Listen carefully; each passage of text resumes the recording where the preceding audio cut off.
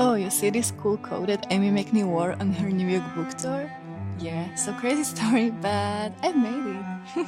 It's actually double-sided and fully naturally dyed, so let me show you how I did it. Firstly, we had to decide on the design, and of course on the placement of the individual letters of the quotes from Amy's book.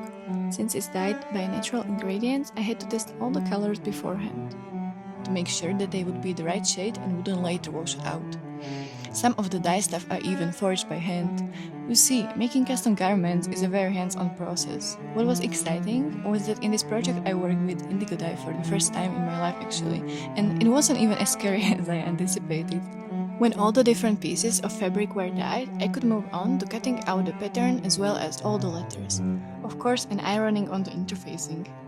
I like to make my own patterns as well, so I did that, and after many hours of cutting, stitching, positioning the letters again and again, and more stitching and more cutting, and sometimes even fabric fraying, it was soon to be done. But what I love the most when making garments like this for people is exactly the time spent on thinking about them and being excited for them to wear it.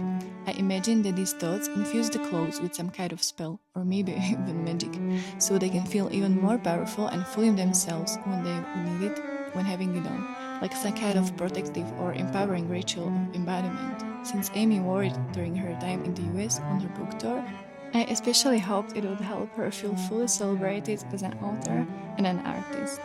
So right now, I've read the book already, and I can honestly say that it's incredible. It's truly the best companion for the artist, and dare I say, really for an artist of any kind. Maybe even more so now when the world is on fire. We need your art.